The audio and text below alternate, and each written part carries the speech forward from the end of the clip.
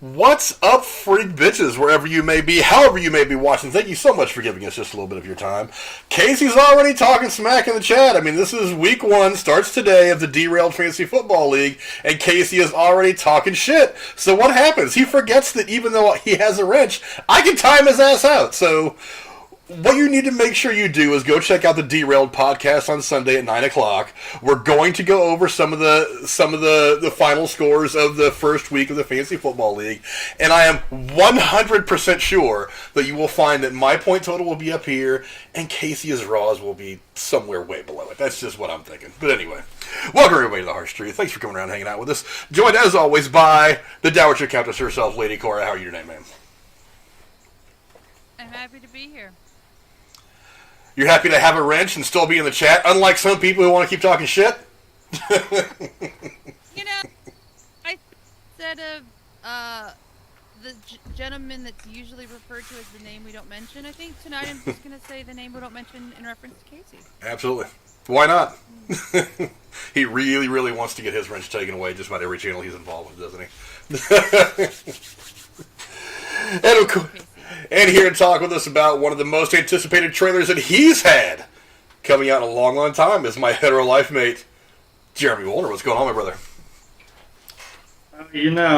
I'm back again after all the football stuff that I definitely don't understand. So this is more my realm. So You got a big package. Well, thank you. I mean, everybody knew that. Whoa! You heard it here. Everybody knew that. Rachel, I did not mean that. She'll vouch for it. It's fine. Oh my god. We're just gonna go ahead and go with that. What she means is, I was gonna say to Frank, like, no, you can call me Mr. PS5 now. So that's it's that's there. It's out of the box at least. It's not. I didn't get a chance to do anything with it, but I will probably do the Vanguard beta at least at some point this weekend. So I'll be out there. Getting your PlayStation, Jeremy. I know. Yeah, you wanted it. I know. I didn't believe it until it was in my hands and I was actually touching it, and even then I didn't believe it. So, that's just the magic of my package. You don't believe it till you touch it or you see it. My husband was walking by when I saw the picture you sent over the DM to us. He said, "You gotta come see this. Look, Jeremy got his PlayStation." I made him stop during he was on his way back to a meeting. Oh no! He's like, "Oh, that's great. He got it." Nice. I was gonna say if he wants to know, use the same app I use to get like an Xbox or a PlayStation, because it's hard. It'd be hard out here. That's how I got it. Like it notifies you every time it's in stock, wherever it's at. Like I want to get him an Xbox for Christmas, the one he wants, because he's given up trying to find one. Oh no, I did too, but you just gotta be on it. You gotta be really persistent with it, but it can happen. Yeah. So. I'm one of those people that always waits for a while before I get the new game system. Like, I didn't get a PS4 until it had been out for a couple of years. Well, yeah, I waited a year. This one I'm kind of like, well, I really want to wait on this one. I mean, you're probably going to be waiting on this one. You might wait till the next fucking 2 generations come up before you get a PS5. People have to wait because they can't even buy one if they wanted to. So. That's what I mean. It's just ridiculous. Also, I apologize if I am slightly zoning out looking at my phone because I need to do things for my other job. So I am here and I am listening. Trust me, I will answer every question thrown my way. Maybe not every question. Don't go there with that. We already talked about my package. It's all out in the air. It's fine. I meant parcel. But you said package. Right. It's not about what you meant. It's about what you said, and that's memorialized on YouTube forever now. I'll own it. As long as Rachel doesn't get mad at me, we're good. She won't get mad. Well, let's get to the big talk now. And what is the first topic we're going to talk about today, Cora? Well, guys, the Shang-Chi and the Legend of the Ten Rings landed in theaters this past weekend, sending us full force into the MCU's Phase 4. Frank, what are your thoughts on Marvel's first attempt at the martial arts genre? Absolutely brilliant. I was kind of not worried, but I was curious as to where the MCU was going to go after the Infinity Saga. like most people, I get to the end of Infinity War, not Infinity War, but the end game. There's no post-credit scene. There's no idea as to what's coming. We know that there's more coming, but we have no idea what it is. There's no path that's been laid out for us. All we see is the ending of this journey that we have been on for 22 movies in 10 or 12 years. So that was the big question that was kind of revolving around the MCU: is where do you go after something this grand? I don't know that this gives us a great deal of focus into what direction the MCU is going from here on out, but it was an awesome first step. For one, the martial arts genre anyway is a spectacularly beautiful genre to watch. And when you couple that with the way that Marvel has been putting their movies together for the last 12 years or so, it was kind of inevitable that we were going to get a movie that looked like this. This had touches of Crouching Tiger, Hidden Dragon. It was very artistic, very beautiful. The characters were amazing. Shang-Chi was somebody who I was behind almost immediately as a hero. I just, from start to finish, I've seen the movie 3 times now. And usually the second and third time, after the first time anyway, I always try to find something that I can nitpick a little bit that maybe I just didn't catch the first time. I can't find anything about this movie that I can be really upset about. I mean, yeah, the CGI in a couple spots was a bit wonky, but that's not the kind of thing that I generally care about. So, I mean, I'm not that much of an asshole about that kind of thing. But yeah, I mean, this whole thing was just amazing. But the biggest thing that they got right in this movie was something that Marvel has struggled with over the course of their entire MCU. They got the villain right. Now, yes, we've had Thanos, who was a great villain. Obviously, Loki, he's got his own spin-off show on Disney Plus now. And a couple other ones. But for the most part, the individual villains for the standalone films have not been all that great. This one, I think he compares most to Thanos because he's a villain that you want to try to get behind. You're emotionally connected to him because of the way his story is portrayed in the first act or two of the movie. You understand that he's not really the straight up bad guy who just wants to go around murdering people. He does have this very emotional connection to his kids. He has this very emotional reason as to why he went off the rails, why his life went weird, and why he's making the decisions he's making. You understand why he's so easily misled into this idea that he has in the movie that he's going to try to bring his one true love back. That was the biggest part of this movie to me, that they got the villain right. And then to top it off, it's like all the characters here are fantastic. There was not one wasted character in here. I've seen a couple of movies recently, like the Tomorrow War and stuff like that, where there were some characters who were good, but they were kind of garbage. They were filler. They didn't really do very well. But every character here was just so damn good. Even Trevor Slattery. I had no idea that he was coming back into the MCU at all. I thought that they probably would never bring him back because a lot of people didn't like the fact that they kind of shit on the Mandarin in Iron Man 3. But the way they brought him back and used him, I thought was fantastic. It also kind of occurred to me that they released the All Hail the King one-shot on Disney Plus. I don't know if you caught that or not, Jeremy. I caught the Mandarin thing. Maybe I didn't catch the one shot. Well, the one shot is basically Trevor Slattery in prison after the events of Iron Man 3. It's about a 15-minute or so little short film. And what ends up happening is somebody from the Ten Rings ends up breaking him out of jail and taking him, and that's where Trevor Slattery's story ends, as far as anybody knows. And I couldn't think of why they would release just that one shot onto Disney Plus, because they've made a bunch of them. They haven't made a lot of them recently. I think they kind of got out of the habit of doing it, which is really unfortunate because they were really good.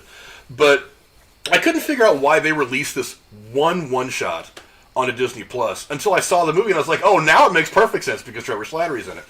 But yeah, I mean, there was so much good about this movie. The artistry, it is visually beautiful. Visually, it's just a stunning movie. Jeremy, what are some of your thoughts on it?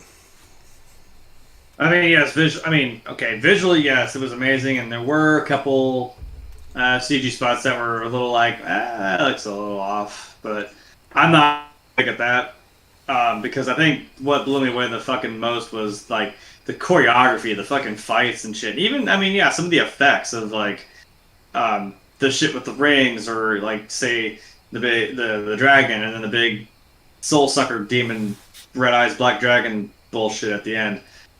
It was a fucking ride. I think Rachel said it, like, at the end. She was like, I'm glad it didn't feel like a whole Marvel movie. I'm like, no, I think we just sat there and watched fucking anime for like 2.5 hours or whatever it was. I'm like, Jesus, that was intense. Can you guys hear me? I can hear you. Yeah, we can hear you. Oh, hallelujah. Sorry about that. I'm having audio issues. I'm back. I hope everybody heard me. I heard you. Okay, good. All right. Yeah, no, it blew me away, man. Like some of the fight scenes and shit. It's like I was into it. You know what I mean? And like I said, it felt like a really wild anime I probably would have watched. But I hello. I don't hear Frank. Do you? I'm just letting you guys talk. Oh, I was like, well, wait, if he's gonna, okay. Because I was gonna say the last thing I was gonna say was the one thing that I absolutely love that brought it back that I was like, oh yeah, this is a Marvel movie was seeing Wong. It was like, nah, there's Wong. Yeah, love that guy. Yeah. Love that guy. Yeah, that's what brought it back for me a little bit. Like, yeah, I forget we're in a Marvel universe. Yeah, Cora, you got a chance to see the movie. I think yesterday you said, what did you think of it? I did. And Rachel, is that better? She said my volume is low. It was okay. I'm glad I saw it. CG was good. I don't know. I didn't really like the in and out silly comedy shit. It reminded me of Thor Ragnarok with a serious plot. It seemed a little unbelievable that they killed the big soul sucker as fast as they did. With as much hype up about how it had to be behind this, gate with spells. I don't know. It was all right. I mean, I'm glad I saw it, but by no means to me was it, and thanks, Rachel, an origin story. It seemed like it was just like, here's some background, and then here's how this guy got the rings in real time in present day. It was okay. It wasn't bad. It reminded me of Captain Marvel. I mean, I'm glad I saw it, but I don't know if I'd watch it again. Again, I've watched it 3 times now. I don't know. I mean, it was okay. I mean, it could have been worse, and it could have been better. The music was all right. The cinematography was nice, but there's just something lacking for me in maybe the plot pacing or the placement of the comedic moments. Like, I really didn't like how they ended it with them at the restaurant again and their friends not believing them right before they go through the portal. I was just like, come on, they just did this epic adventure. I don't know. Maybe I'm being too hard on it, but I did like it. It just wasn't. It's in the my lower 25% of my favorites of Marvel movies. I think you're nuts. No, it's fine. No, I totally get it. I mean, look, Marvel, when it comes to the comedy and stuff, look, I did not like Thor Ragnarok as much as other people liked it. I thought it was a good movie and it was funny, but I thought that as Thor went along, as the Thor standalone movies went along, they got farther and farther away from the mythology of the God of Thunder and all that. And by the time Ragnarok came around, it was just one long joke. And as soon as they got into some really good dialogue, it was like, okay, here's another joke. I was like, come on, really? But I'll give you an example. Like the scene when they're on the plane and trying to order their meal, that could have been cut out completely. The vegetarian to the chicken to the beef or whatever the fuck it was. Like, I'll give you that scene. Stupid. I'll give you that scene. I mean, that scene, I was kind of like, meh. It didn't do much for me. It didn't take me out of the movie. It didn't do anything for me. There were 5 of those for me, and it just took away from. I think they could have done a longer fight scene or more scenes with. I wish they would have extended the scene of when their mother died, or perhaps given more background. Like maybe done a scene when the sister ran away. Well, they go into the scene where his mother dies in greater length towards later in the movie, so it can kind of explain it. So if you give an entire scene away early, you're going to kind of mess up the narrative flow of the movie. That's true. So you got to have to time how you give that entire scene away. It would have been really cool to see him choose, at the very end of after he killed his mother's killer, to decide not to go back home and to go on the run and start a new life. I don't know. Maybe I'm being too hard on it, but I think it could have been done better. But I don't think it's bad by any means. It's just kind of neutral. That's the best way to put it. But yeah, I did like the CG though. The dragon was fucking cool. A water dragon that swims, and that was like some cool shit when he's in the water and he wakes up and he looks down and slowly the dragon comes up towards him, and you're like, dude, that's the dragon his mom was talking about. And the guy who played the dad to me wasn't as, I don't know if it was acting or how they wanted him to be portrayed, but he didn't seem as scary and serious and badass as they wanted him to be, I think. Well, that's what I'm saying. Why the villain was so good. You connect emotionally to this guy. Like that scene where they meet when he's trying to go into this hidden city, and they run into each other at that weird waterfall thing. That is one of the most beautiful scenes I've ever seen in Marvel. That was quite beautiful. I talk a lot about... They filmed that in Australia or New Zealand, by the way. Yeah, I talk a lot about people acting with their eyes. It's one of my favorite things to see really, really good actors do. You can see one point where, I mean, he walks into the scene. He's this warrior who's been doing it for 1,000 years. He's done all kinds of crazy shit. But, like, over the course of this interaction with this woman, you can see his eyes change. He transitions almost instantly from that hardened warrior to a man who has just found the one, his true love. And the way that he changes all in the span of like 4 or 5 seconds when they're doing that little martial arts dance, I thought it was friggin' wonderful. I thought that was one of the best scenes Marvel's ever shot. I agree. That was very well done. Yeah, and that's one of the bamboo moving forest. Yeah, that was so cool. And that's one of the things that I really liked about this. And even moving forward, he's not necessarily trying to break the dragon out because he wants to destroy the entire world because he's an asshole. He has literally been tricked by this demon spirit, whatever's behind the wall, into thinking that he can fix that heartbreak by opening that wall and letting his true love, who's been trapped behind there, back into the world so they can be together again. So he's not doing this stuff because he's vindictive or a jerk. He's doing this because he's trying to save the woman that he loves. So he's not an actual bad guy. It's like even Thanos was trying to save the universe, you know what I mean? So you kind of connected with him trying to do what he felt was right. This guy was just trying to do what he felt was right, and that was to try to get his one true love back. Because, I mean... If you had a chance to bring back your one true love who was taken from you unjustly or too early, I mean, who wouldn't do it? who Doctor Strange would do it. Yeah, well, we'll get to that later. We'll get to that in a minute. But yeah, I mean, I totally get it.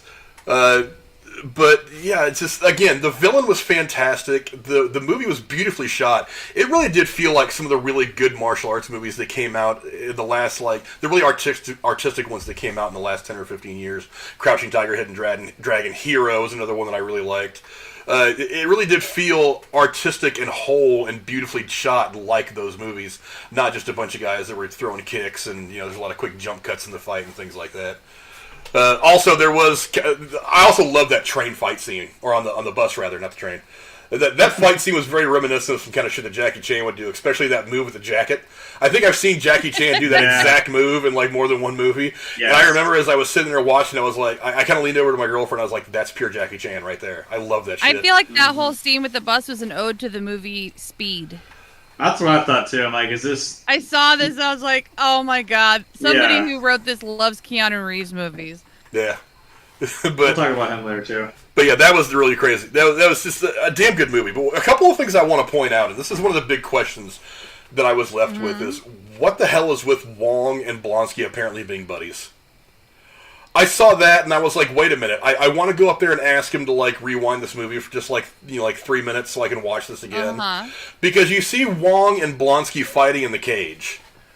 And then after their fight is over, you see them in the locker room is what I assume it was, and they're sitting there bullshitting about this, that, and the other thing. They're really... It was all... And for all the wrestling fans out there, it was like backstage in the locker room of a WWE event. Yeah, out on the ring, they look like they hate each other, but in the back, they're just like, oh yeah, good match, bro, good match. Make sure next time, blah blah. And I'm like, wait a minute, so now, brother. So now Wasn't that Blonsky, exactly like Thor Ragnarok when they all hang out when they're not fighting for Jeff Bloom, whatever. Yeah, but they're not on that planet though. They're on Earth. So I know, but it just like that though. I mean, it was like that. Like an exhibition. Yeah, I didn't understand that. So again, it just kind of left me with this thing. And then when Wong opens up his little sparkly circle thing, and then him and Blonsky just walk right through it, I'm like, wait a minute, where the hell are they going? I need answers here. Because Blonsky is one of the questions that I've wanted the MCU to answer for a long, long time. From the moment The Incredible Hulk ended, my question was, what the fuck happens to Blonsky and what the fuck happens to the leader? I wanted those are the two burning questions that Marvel has left me with that I feel like I'm never going to get an answer to, and it's going to drive me nuts the day I die. So they bring Blonsky in and they give me this little taste. It says, okay, Blonsky and Wong apparently have this understanding worked out. I have no idea what.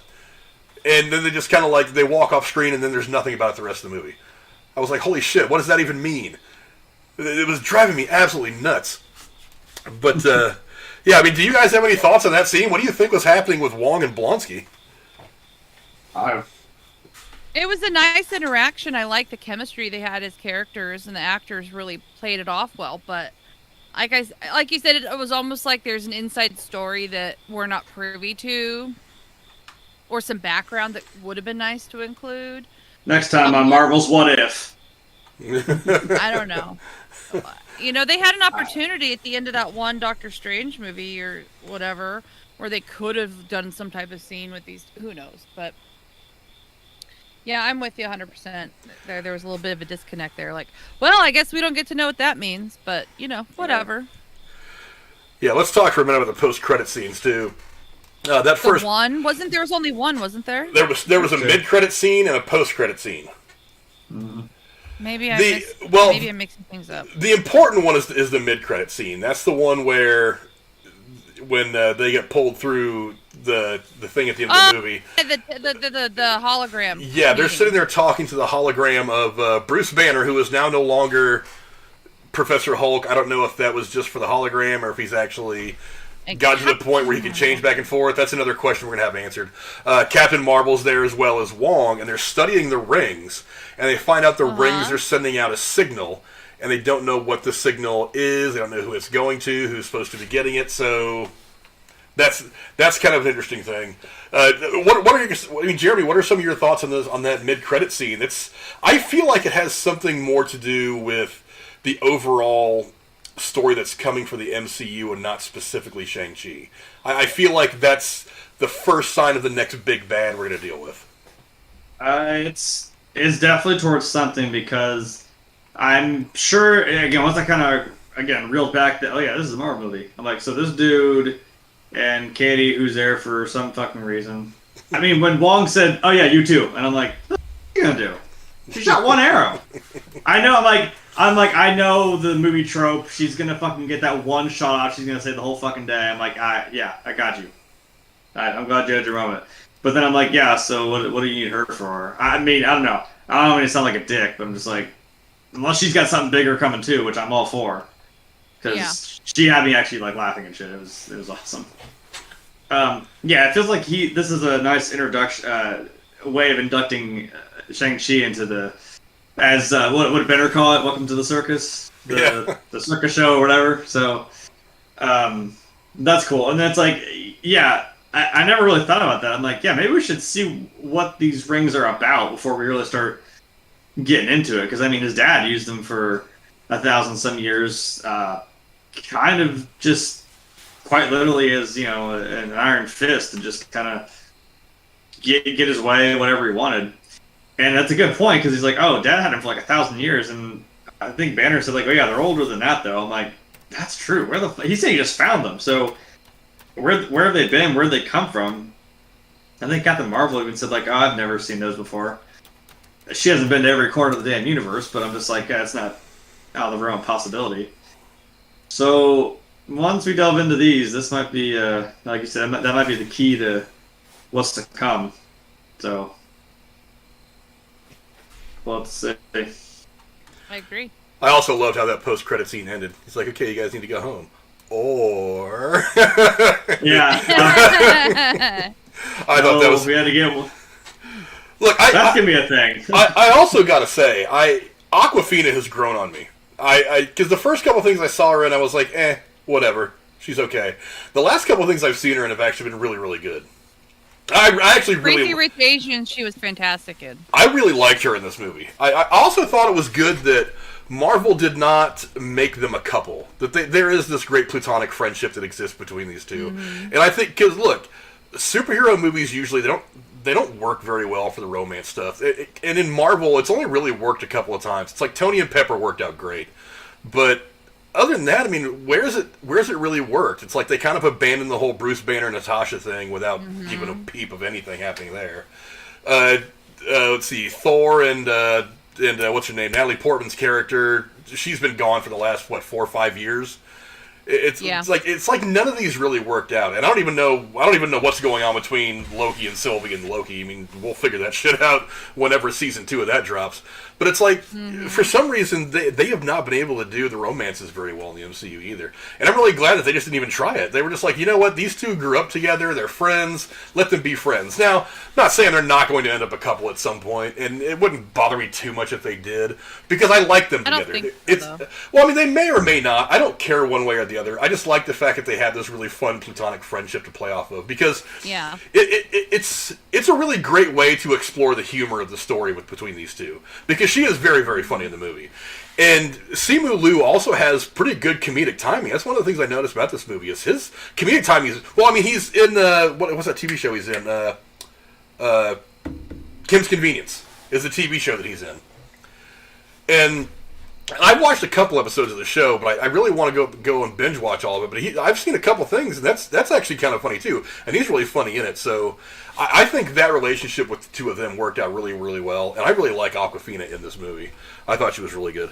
But the post-credit scene that happened is definitely something that's going to affect Shang-Chi, his specific story moving forward. After the big bad dragon is dispatched, he gains control of the Ten Rings. He goes off to go back to his life, and his sister goes to dismantle his father's whole little compound and stuff like that. But what she ends up doing is she ends up just taking it over. So that kind of leads you to believe that we're going to see... I don't know if we're going to see the good guy turn bad, but I mean, we saw this at the end of Doctor Strange. Possible she's not taking it over, is she just making it a fight club? I think she's upgrading it to try to make it what she thinks is better than what her dad did. Okay. I think she was expanding the empire, yeah. so to speak. I think she wants to use all the stuff that he already had in place to grow her own thing and to make it bigger. So she certainly wants to do what he was doing. I mean, being assassins and all that is probably certainly on the menu for her. But I mean, that's something that's definitely going to affect Shang-Chi moving forward, his particular storyline. So we may end up seeing brother versus sister at some point over the course of the Shang-Chi trilogy. We're probably going to get 3 movies out of him, I guess, not including the Avengers stuff. But, yeah, I thought that was a really interesting scene as well, because it could end up putting your brother against sister. So, I mean, what'd you got? Cora, I don't know if you actually saw that scene. You must have missed that one. To be absolutely honest, no, the sister one I saw. I saw the sister one. Okay. Yeah. She was wearing that red outfit, and they said, okay, we're ready, and then she gets into her dad's chair and almost lounges in it like she's taking a nap. It was also Jeremy, you'll get this. It was also very reminiscent of that last scene from what is it? The Mandalorian, where we see Boba Fett sitting in Jabba the Hutt's old throne. It was very reminiscent of that scene, which I thought was really cool. That's fair, yeah. But Jeremy, what were some of your thoughts on what that might end up bringing? Yeah, I think that was the same.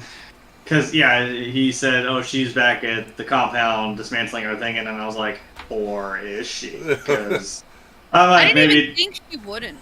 Well, I'm like, technically, I guess she did, but I was thinking, like, yeah, maybe she's just using, now that she has all these other resources now, and like she said, she wasn't allowed to do any of the stuff that he was doing, or her dad was doing, so she did it herself, and then kind of made her own way, and I'm like, that's awesome. So now she definitely got hers, but I'm kind of like, yeah, but are you going to be an asset or a fucking issue?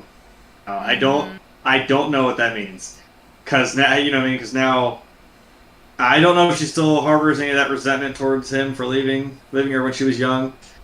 I mean, maybe she was just putting it all aside because like they had a bigger evil, so to speak, that was attacking them. I don't know, but then again, I mean, he has the rings now, so it's not like he couldn't, just bolts in there and just, I don't know. It said Shang-Chi will return, so we'll whatever that means. We'll see what that brings. Well, Kevin Feige was quoted as saying in the last week that they have finalized plans for the next Avengers movie. Nice. So, yeah, we are full bore into Phase 4 now. I am very, very happy that we're back into this whole thing, especially after the pandemic delayed everything and just the pandemic sucking in general, that we have this ahead of us to look forward to. So now we've got this, we've got the Eternals coming out here in like a month? Something like that.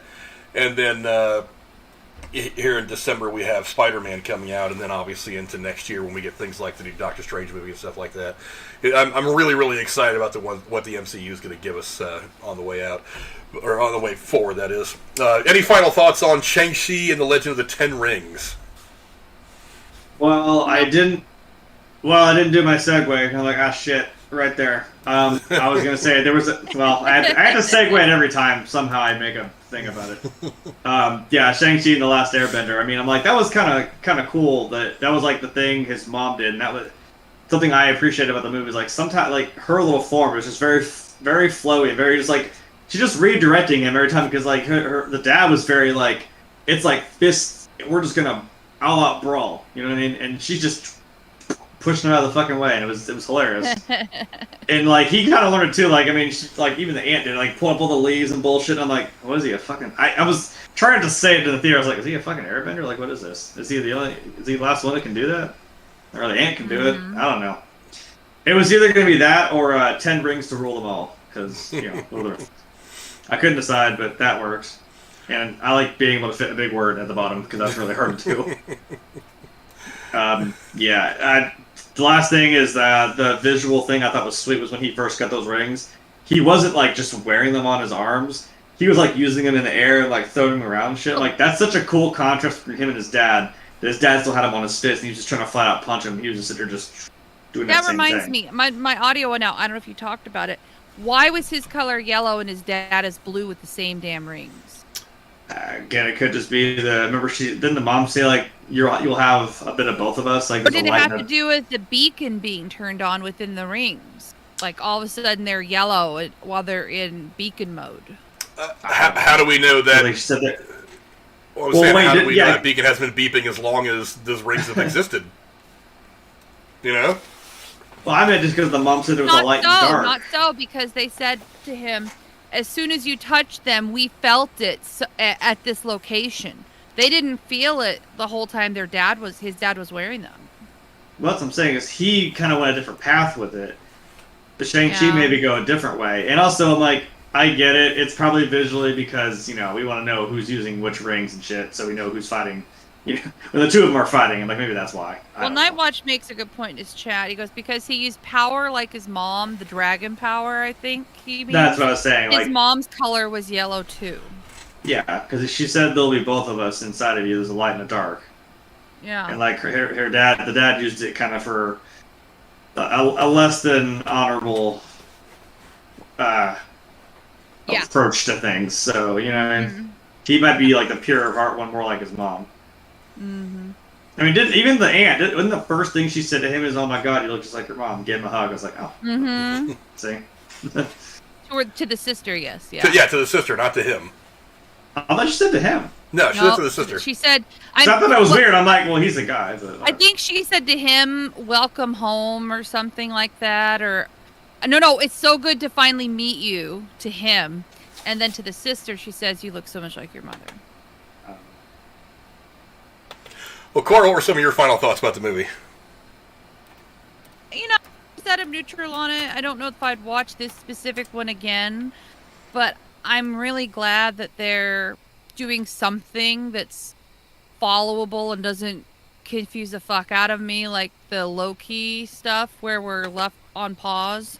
I mean, it was nice to have a a Marvel experience that isn't leaving me with what?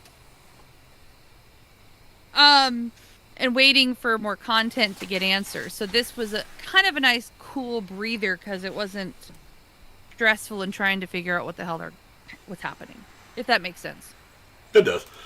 I just want to say, let's not overlook the performance of Michelle Yeoh, who plays the ant that they run into when they first get into the Hidden City. It was From awesome. Crouching Tiger, Hidden Dragon. Yeah, Great. I've talked about a couple actresses who they're when they deliver dialogue, it carries a different weight. She is one of those actresses that when she delivers dialogue, there is something you feel about it. It is She's also very, in the very good. the Geisha movie from World War II time Yeah. period. She was fantastic in that as well. Yeah, also Tony Leung, who played Wen Wu.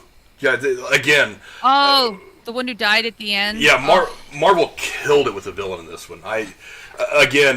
You get wrapped up into what his motivation is immediately. You get emotionally attached to him at several levels. So it's like, you want him to not win, you want Shang-Chi to win, but at the same time you're like, I kind of get this guy. It's like, wouldn't I do what he was doing? I like when there's a moral gray where you're like, yeah, I understand it's a thing of grief and he's just trying to do, but like, damn, dude. Yeah. Yeah. The other villain they didn't do good though was Blade Fist. Yeah, it just wasn't good. Razor Fist. Yeah, Razor Fist. I wasn't. Just like, yeah, I'm sorry. They kind of fucked that scene where one they're up. taking his car and he goes, "That's my car." It was, That was so funny. stupid. I'm like, that was funny. I'm just like, come on. It's like so high school teeny bopper movie. I'd be pissed off if they took my car too, because I'm like, damn, I had that bitch custom, shit. He had his name across it. I get that. It just seemed silly, but I don't know. How do they explain where the blade goes when he's not using it? Magic. Oh. It's the Marvel Cinematic Universe. I don't. How do they I don't explain? like How do magic. they explain a handful of magic rocks that can disappear half the universe? You mean the paperweight? They also Yeah, the paperweight. Yes. Yeah, Oh, you mean the Infinity Stones? Everybody's got those everywhere. yeah, we got a bunch of those. They're just laying around the place, for Christ's sake. But Oh my god, someone needs to make a meme from the first Harry Potter movie. Like, remember when Harry gets the card of Dumbledore? He's like, I Yeah. got Dumbledore! And everyone's like, oh, I got about 6 of him. I'm like, you just have a stone and be like, oh, I got the reality stone. And he's like, and it has that guy's head. He's like, I got like 6 of those. Like, ah, fuck you, dude. whatever, man. I like it. Ruin my buzz.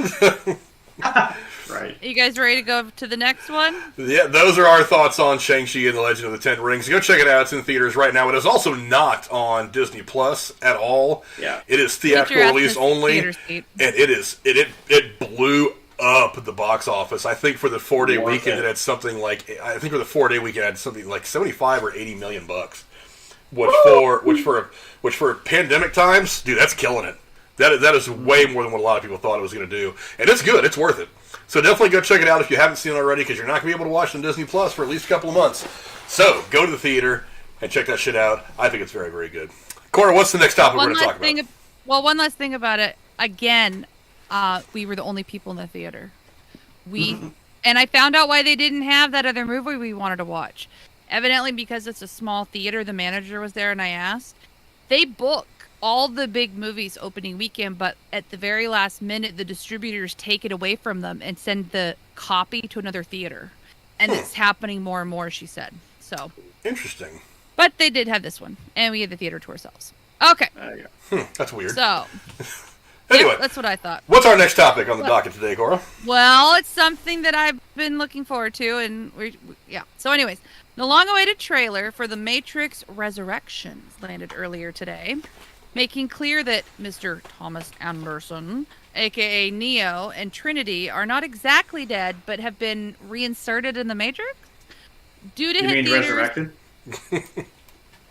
Thank you. I'll be here all night. I got you. Due to hit theaters at HBO Max on December 22nd. Jeremy, are you taking the red pill or the blue pill of the Matrix trailer? I am. I didn't know that was a thing. That's really clever marketing if you guys aren't doing that. Jesus. I'm always a red pill person. Are you fucking kidding me?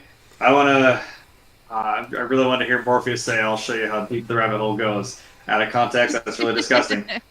But we did just talk about my package the first, like, 10 Oh seconds my into this gosh. stream. I'm not letting it go. You know what? I'm always... It's like the moral dilemma of the first movie where it's like... You know, the guy wanted to be reinserted and not remember because he thought that would be a better way to live rather than knowing and, I guess, being free, so to speak. Because he's like, this sucks. Like, I'm free, yeah, but this is awful. So I'm like, well, would you rather know that or, you know, just be blindly... Ooh, I dropped my coin. Just, I guess, blissfully unaware. I don't know. I think I'd rather know. But if I get cool powers like that and shit, you know, I'd be able to wear trench coats and fucking leather and sunglasses and do backflips and all kinds of bullshit and shoot a bunch of guns. Lots See, of I'd guns. rather take the blue pill. I'd rather just live in the Matrix and not know. That's the thing. Do we know now?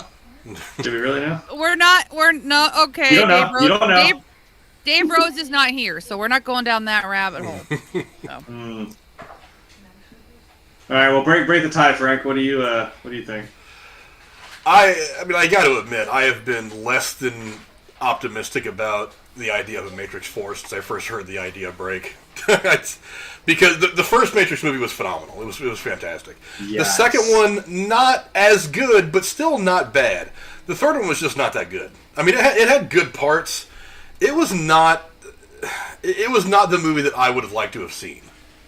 So I kind of thought that if you're going to kind of do this downward trajectory for your films, do you really want to do a fourth one, especially, God, how many years now? 18 years? 17 years after the fact? How long has it been since the last one came out? 2003, I think, was... Because Oh they my did two and... God. Yeah, I I wasn't think- even married to my first husband then. Jesus. I was going to say, I think they did 2 and 3. I think they filmed them, like, back-to-back and then just split it, because I think it was they just kept going to make it kind of seamless. But I think it was 2003. Yeah, it was 99 and, like, 2003. Yeah, I liked the trailer. I thought it was really good. I am cautiously optimistic about what this movie is going to look like. There are a couple of You things that think kind the plot concept that they're laying out is a good one? Well, we don't really know much about the plot yet. Because the first trailer for a movie, generally speaking, just gives you a bunch of visuals. It doesn't tell you a lot about the movie. Same thing with the Spider-Man trailer that came out a couple weeks ago. Didn't really tell us a So do you think whole there's lot a about the chance movie. he's not in the Matrix? Well, no, he's probably in the Matrix. The question is, Okay. is what I mean. It's everything that's going to happen around it. My problem is there was this dwindling return on quality of those films as they went on, and I can't imagine that they've come up with an idea that is so good that it's going to skyrocket it back up the other way. And to top it off, only one of the Wachowski siblings is in on this. The other one's not. I Lana wondered that Wachowski. too. I saw that. Yeah, Lana Yeah. Wachowski is the producer and the writer, but the other Wachowski sibling is not. So, I mean, but my thing is, I'm like, well, they're the ones that created this universe, had all the like, you'd know what you'd want from it or what is in it.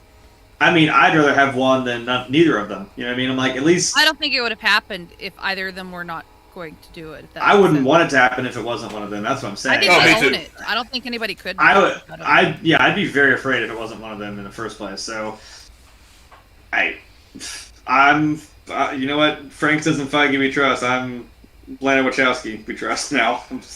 My biggest question is, how the fuck are we... I mean, after everything that happened, how are we supposed to be sold that there's a chance they're alive? I'm sure You they'll wanna- explain that alright. in I the film. mean, they sold them being dead really hard. Here's this being as most people know, because I don't say it like every other stream. This, well, it's still up there. Was like my favorite. The Matrix, yes, the first one was like my top favorite movie of all time. Mm-hmm.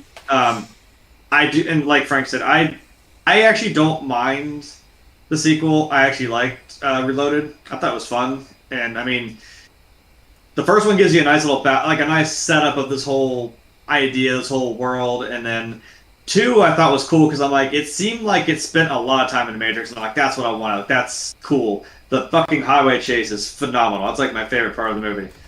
It's badass. And then 3, I definitely agree. It's kind of just like, all right, it spent a lot of time out of the Matrix, seems like. I'm like, good God, there's only so much of this damn... I don't even know what those little Titan mech suits with the big fucking guns are. I don't mind watching them shoot about 250,000 Sentinels out of the sky, but I'm just like, good lord, can we get to it? And I'm like, really, the only thing I remember is, well, there's the train station where Neo's just Groundhog Day in his way around the fucking, he can't get out. It's like a weird limbo.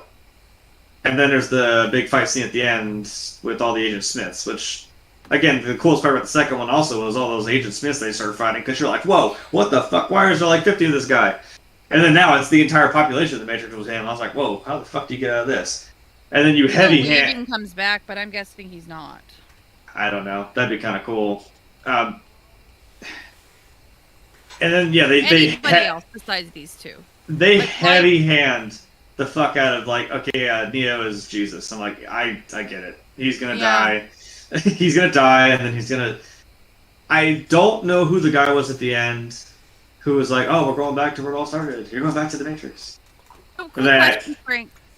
What is the difference between remake and reimagining? Because I feel like this is like some version of a because they show him talking to a girl with a rabbit on her arm, and a version of Morpheus offering him the red or the blue pill. It's like, are you just redoing it? Well, this is neither. This is reimagining it. No, this is neither. This is a straight up sequel. They already said this is.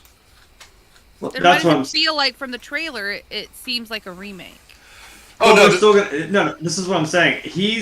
Because I hope the character that's in there is the Merovingian, the French guy. Because, he's in the movie. He's in the movie. Okay, good. Because in the second, was it the second one? Fuck. Yes, it was the second one, right before the highway chase, or it's during it. He says to Neo, "I survived your predecessors, and I will certainly survive you." Because he said like he's one of the oldest programs in the Matrix, so he's been there. That was the sixth time they had made the Matrix, the one that we saw in the movies. So it's been redone a couple times, but that program had always been there, and he knew about all the previous ones that had always been in these Matrixes. Now I'm wondering if that's the joke, because it's like this. Because remember when he shakes hands with Trinity, she's like, do we know each other? And I'm like, in a past life, because I'm like, it's just the same people again. They redid it at the end, and I'm like, it actually looked. I'm kind of sad if this is really going to be like high quality, good color and shit. Because I'm like, the point is it had that green tinge to it, like you were looking through a computer screen. That's what was so damn cool about it, is because that was the whole point. But I know they made it all actual nice looking color at the end when they remade the Matrix again. And this might be that rebirth of like Keanu Reeves is still probably that guy, and he's weirdly still having memories of it. And he just comes off as like seeming like he's crazy. Because when he was talking to the Colonel Sanders fucker, he was like, either no one told me, or like no one knows. Because no one else would know about it. So do you guys think that there's any legitimate reason why Neo would have voluntarily gone back in the Matrix? I watched a video about the trailer, and they had a theory, mind you, it's just a theory, but that somehow Trinity was trapped in there, and the only way for him to be with her was if he went in the Matrix. I just don't see him, with his moral compass and disdain for the whole machine world, to ever voluntarily go in. Well, I mean, that's kind of what he did at the end of the last movie, is he put himself out there as this one champion to defeat Agent Smith, who was kind of running all over the Matrix itself and ruining the Matrix itself. So it's like him and the Matrix had to work together for him to deal with Agent Smith. Mm-hmm. So he kind of did. You know what, Frank, I think you said this to me once. It's like at the end of... No, this is at the end of the second movie, when they're climbing out of the ship. And, like, outside of the Matrix, Neo suddenly has his power. Like, he just stopped that Sentinel with his bare hand. And it zapped the shit out of him, because he's probably not used to it. He was almost like becoming a god, like out of the Matrix. Mm-hmm. In this trailer, like all of a sudden, like when he was like talking to Morpheus, like, you don't know who I am, and then just boom, like Kamehameha blasts him out of the fucking training room. I was like, wait a minute. So are you about to see that where he still maybe has remnants of that power? Because that was kind of annoying that they just were like, oh yeah, basically he can use his powers outside the Matrix now. And I'm like, oh sweet. Well, glad we didn't do that. I don't know. Maybe we'll see more of it. Yeah, it's dormant or something. I watched the trailer a couple times this morning when I got up, just to try to absorb it all and to try to figure out some things. And I got to thinking about it before we started, and Trinity doesn't die in the Matrix. She dies outside the Matrix. Okay. So I'm wondering if maybe... I think Jeremy is starting to get where I was going. I'm wondering if maybe we're getting a different Trinity That they just wrote a and that's program. the only way he can be with her because she doesn't have a human body. They kind of anymore. copy and pasted the Trinity program that they knew. Shit. So the Trinity that we knew from the first 3 movies is dead. Kind of like, Gamora in MCU. Uh-huh. The Gamora that we knew was dead, we have this other version of her from their time. I think that maybe this is just a copy of the Trinity program that they try to use somehow to control Neo and not let him find his way back to Morpheus and all the other people that have broken free of the of the thing, to try to keep Neo in check. You know what I mean? And then maybe somewhere along the line, she realizes that she's just a pawn, and then she ends up siding with him, and then they go on about their merry way. Well, then what was? See, because I'm like, I know Neo was the one who was special. Because I mean, even Morpheus said like there was a man born inside. I'm like, well, he wasn't. He was still just another person, but he was the one. Like he was the one who could do all this shit. Like Neo was special. Was special himself. So, but he died too. So I'm like, well, what? Is it just another? See, I'm like, we don't really know the extent of what that is about, and also the fact that, like, well, this, I guess, would technically be the 7th Matrix, or this is that one we see at the end of the 3rd one, going into it.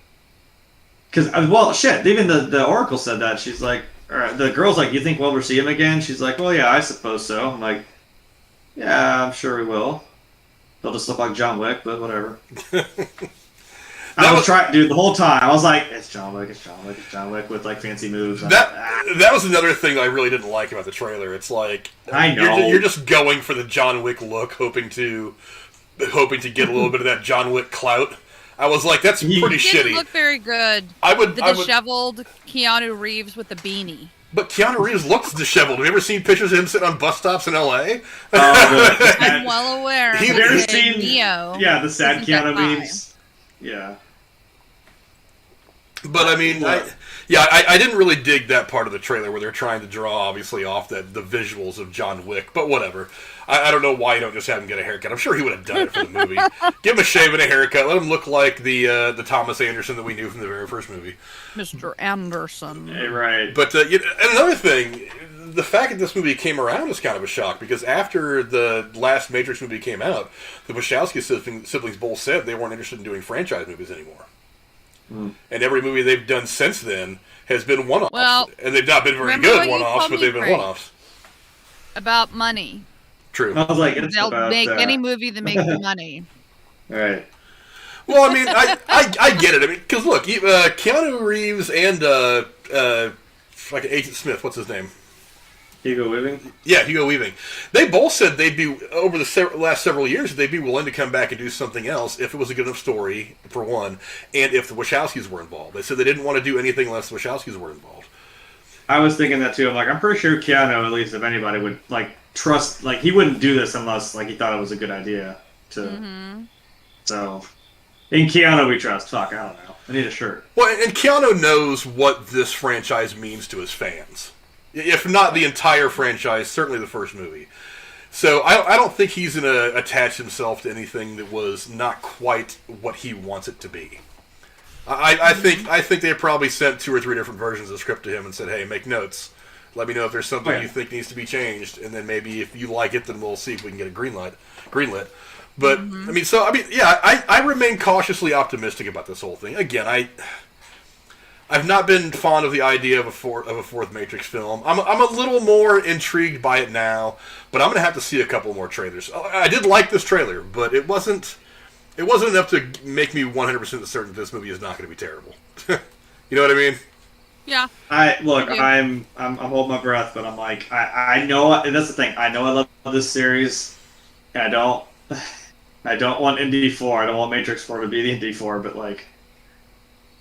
Yeah. We don't want anything to be Indy 4. I know.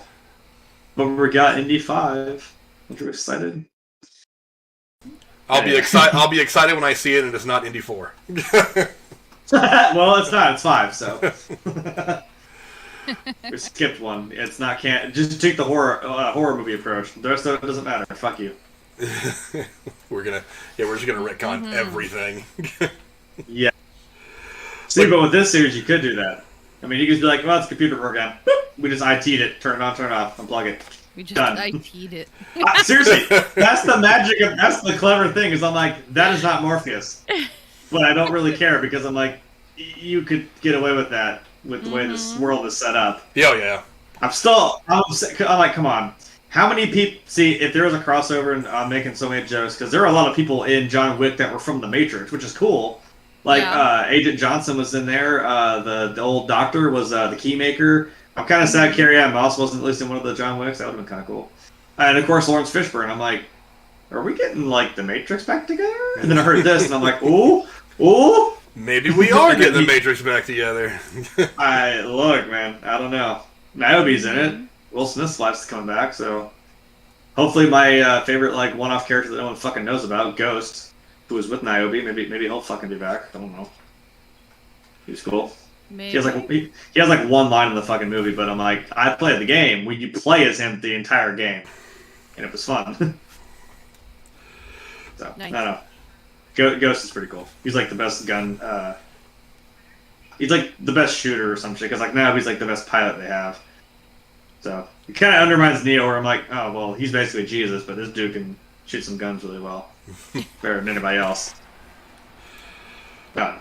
Anyway, any final thoughts on the first trailer for The Matrix Resurrections? I'm looking forward to the follow-up ones if they do others before the movie comes out. But, we'll see if they give us more, I suppose. I'm still taking my red pills, so that's what I gotta say. Team Blue.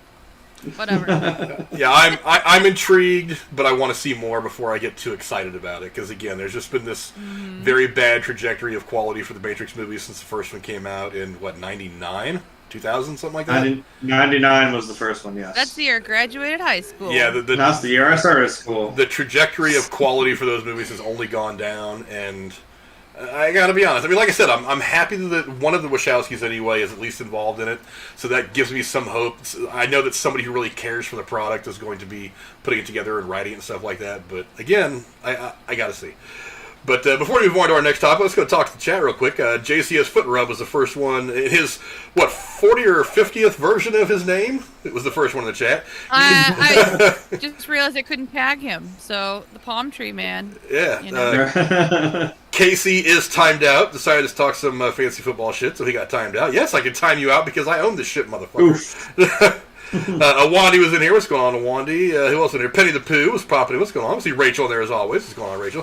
TSS2, the only real competition I have in my division this year for fantasy football. He's in here earlier. What's going on with you? Steve Kalan. Girls. What about the girls? We're pegged to win almost every game. You're not in my division. You're in a different division. Oh. I don't worry about you until I get to the playoffs. But let's see. Steve Kalan was in here. What's going on, Steve Kalan? Also, who else popped in here later? It is... Let's see, Night Watch Zone popped in. I don't know why I haven't given him a wrench yet. But, yeah, Night Watch Zone was in here talking about some stuff as well. Go check his channel out. He's still killing it. He's just pouring content onto his channel. Regrowing it from when YouTube screwed him. So definitely go check out the link to his stuff in the description below as well. He's got a really cool channel. And what's the next topic we're going to be talking about tonight, Lady Cora? Get back to the Marvel universe a little bit. Marvel's What If has taken a very dark turn in the last couple of weeks. And in the fourth installment of the Disney Plus show, we see what could have been if Dr. Stephen Strange had used the Eye of Agamotto in a dangerous effort to change the past. So, Frank, what did you think of episode 4? I thought it was one of the darkest things that Marvel has ever done. Yeah.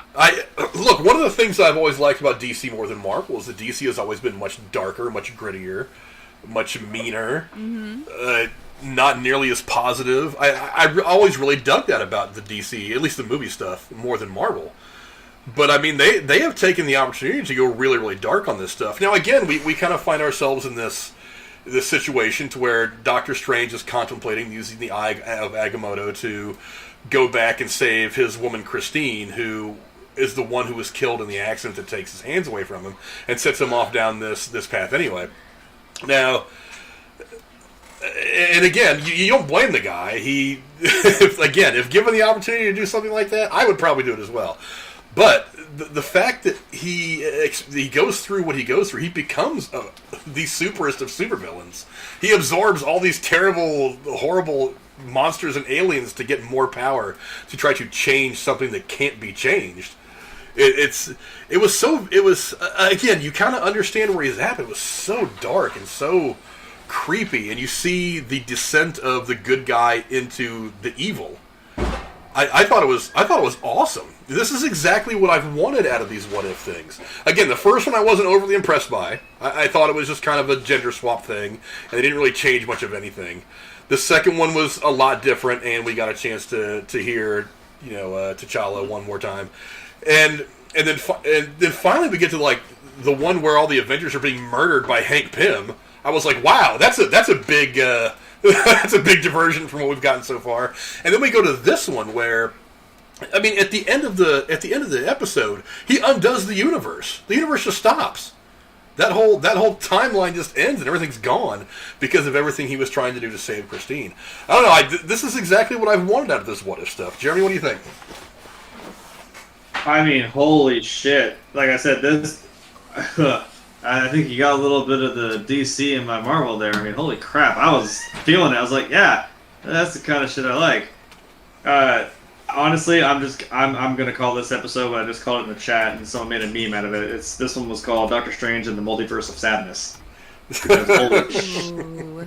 Holy shit, that was depressing as hell. I get it though. I mean, the change is like, yeah, Christine ends up dying, and he realizes, hey, wait a minute, like you still went on this path, and then he's like, I have time travel. Like, wait a minute, I can fix this. And then you don't realize that's what the Ancient One said was, hey, it's an absolute point in time. No matter what you do, she's gonna die, because the whole point is you wouldn't have done this if she hadn't died. That's your whole cataclysm, man. And there's nothing you can do to save her. And of course, like, I know you wouldn't want to be told that because you're still hung up on that. And it's, yeah, like, I was kind of seeing, like, I'm like, this is a cautionary tale. I'm like, you do not want to go through with this because I'm like, something's still not going to work. It doesn't matter how powerful, like, you became the Sorcerer Supreme, but I'm like, it's not going to work out for you, dude. And I like that it's after he's absorbed everything, he finally got her back. I'm like, well, it worked. But then you look like a weird half beast, half tentacly, David Jones looking motherfucker, and you're scaring the shit out of her, and she has no idea what's going on. She's still disappearing. I'm like, God, that is so fucking depressing. He's like sitting there trying to stop the universe from imploding on itself. And I mean, there is a joke everyone's making now where the Watcher always says, like, I don't interfere for any reason. I'm like, you just talked to him though. You technically interfered. Well, he didn't stop what was going to happen though. He did, I know, but he says he doesn't, like, get involved at all. I'm like, yeah, but you did just talk to him. Basically, we're like, well, fuck you, dude. You did this yourself. I'm like, yeah, that's still kind of the sad. I'm like, yeah, he's like, you could have helped me. He's like, yeah, but I'm not going to. You kind of Batman, and he's like, I'm not going to kill you, but I'm not going to help you either. And I'm like, damn, and you're just left, still, after all that, without her, and now you're sitting on this, like, fragment of what's even left of that universe by yourself for, like, the fucking end of time. Like, God, that is so deep, dude. Dear God. Trying to find. Oh, I was gonna say, well, I appreciate that the back to service. Thank you. I appreciate that the Ancient One at least had the wherewithal to be like, hey, you know what I'm gonna do? I'm gonna split you in half. So we do a Loki thing here, where the only one that can defeat you is you. And that didn't work. Yeah, it didn't work The at irony. I was like, if that works, that's gonna be kind of wild, but it's not going to. Oh boy. Yeah, I love the absolute sadness and the just depressing ending of this whole thing. I mean, because you can't do this stuff in the MCU proper because you kind of ruin everything.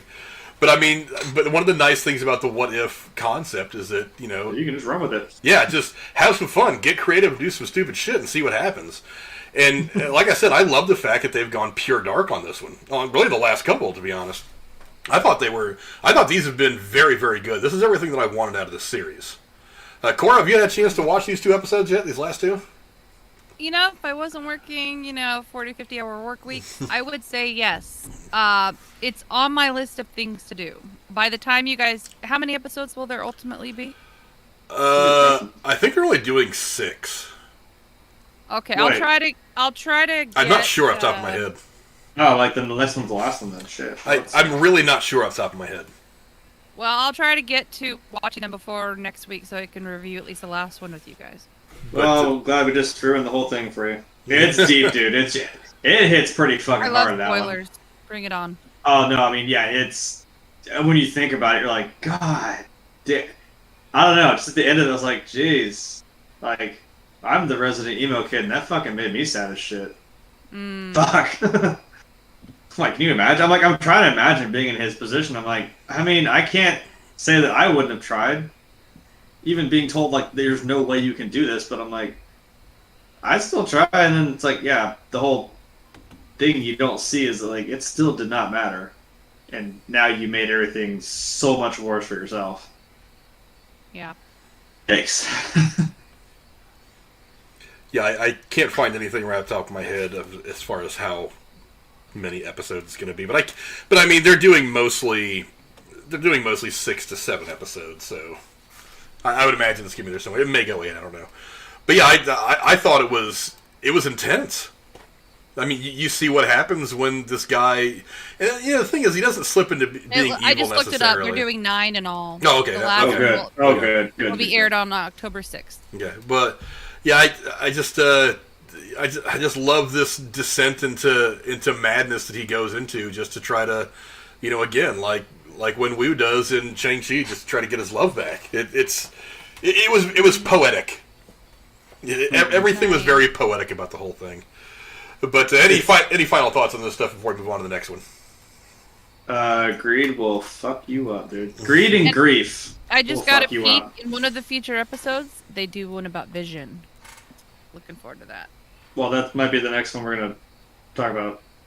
Vision was there. Oh, well, It wasn't about Vision. speaking of that, He plays a big part. I was like, he's there. I just stepped it. Thanks for that segue. What's the next episode? Well, episode 5 of What If gave us something a lot of Marvel fans have been wanting. Zombies. Yes. When the Avengers are infected by a zombie plague, the surviving heroes must search for a cure. Jeremy, what did you think of the Marvel zombies? Holy shit. I love it. I know that, I'm full sending on this pun because I don't give a shit because I'm on the other side of this coin. I have a coin. Yeah. I know the zombie genre is dead and everyone fucking thinks it's stupid and they hate it. And I'm like, you know what? I don't fucking care. I love post-apocalyptic things. Maybe, look, thank you. I said I'd be here all night. Maybe that's just me. I like seeing what, especially in different universes. I'm like, yeah, you got The Walking Dead, where it's like the joke is like, obviously there's no zombie culture. Like you'd think, oh, they'd stomp that shit out fast. They'd know what they're doing, but they don't. So I'm like, it's funny seeing how they evolve and how they come to grips with it and be able to survive in that world. I don't know, the Of the Dead series like that Romero made. They're entertaining. It's entertaining to see how people handle apocalypses. Even like Mad Max, something where it's like there's no gas, like, and it's just this wasteland of people using cars and gasoline's like gold. So when you see something with superheroes, and I'm like, even though they're zombies, and I'm like, I'm spending my disbelief already that they're zombies, but I don't even give a shit. You see Iron Man, a zombie Iron Man still using his suit and shit, and I'm like, I don't care. That's fucking cool. Imagine a zombie fucking still being able to know like how to use Iron Man's suit or Cap's shield. Like, what would you fucking do? Jesus, that's terrifying. I wouldn't be asking Casey that question. He would make the Earth flat. But anyways, I would use it for good. I think so, but some people might not like what my version of good is.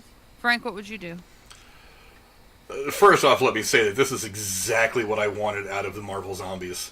I've been really hoping from the beginning. Look, I'm not big on the zombie stuff.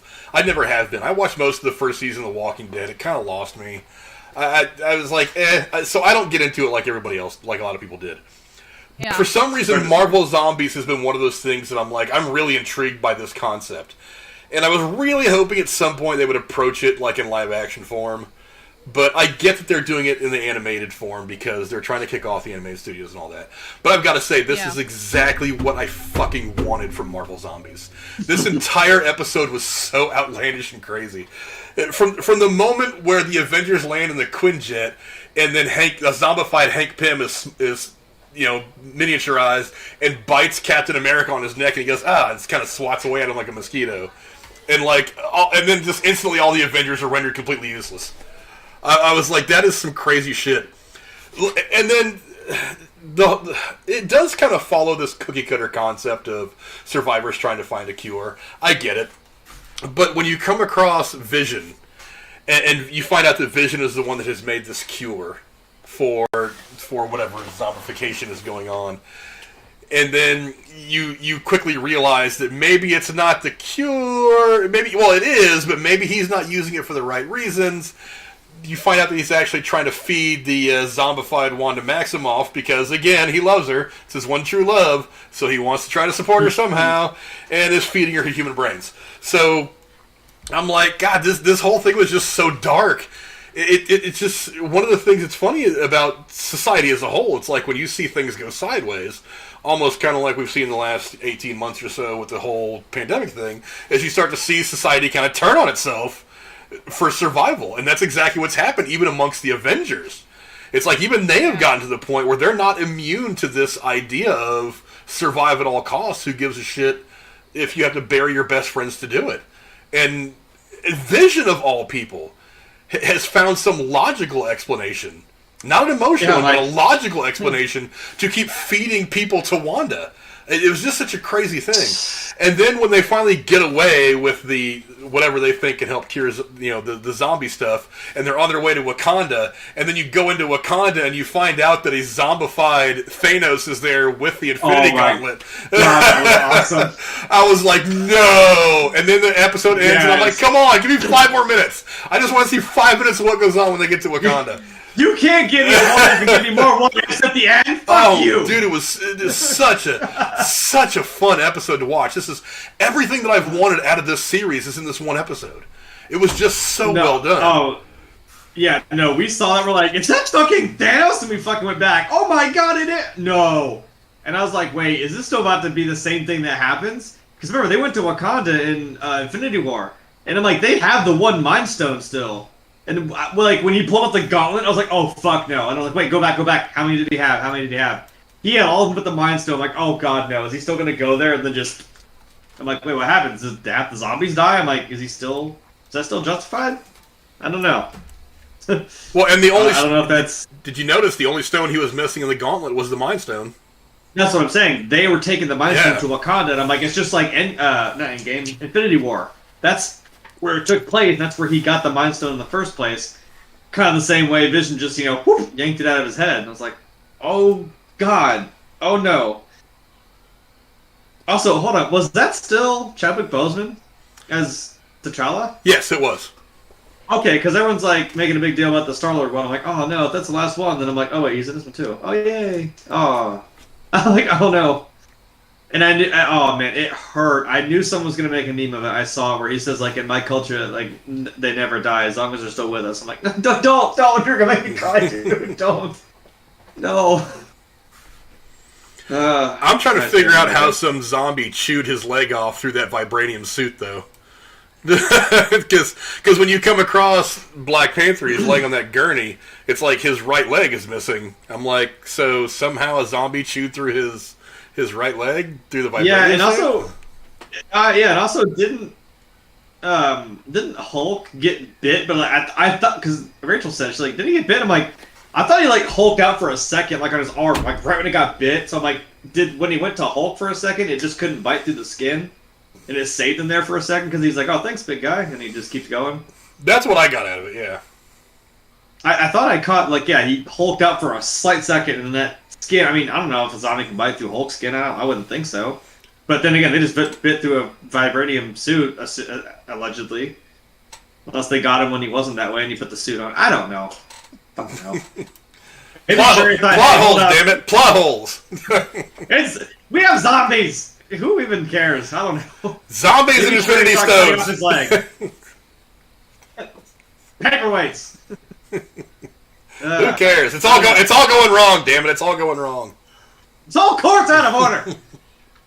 Oh, boy.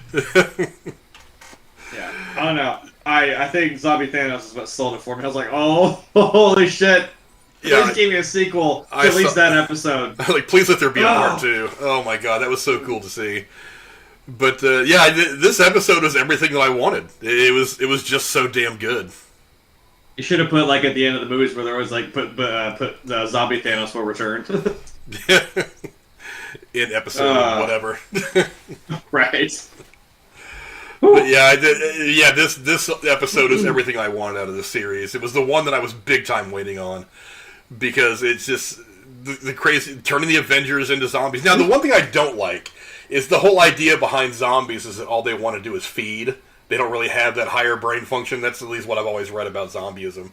So how these zombies actually know to use their powers and shit like that is all kind of, I'm like, It's like the Tony Stark zombie knows that he can fly around and use his repulsors and shit like that. And I'm like, I don't really know about that, but whatever. Like I said, I don't even care. That's the cool part because I'm like, yeah, whatever. That'd be scary if an Avenger was a zombie, like in any capacity. Like I said, when Hope fell down, I was like, and she was, the 50-foot fucking woman. I was like, is she about to come back as a zombie? Because that's terrifying. That's what I thought too. And of course she did. She was a giant zombie, which is even more terrifying. Yeah.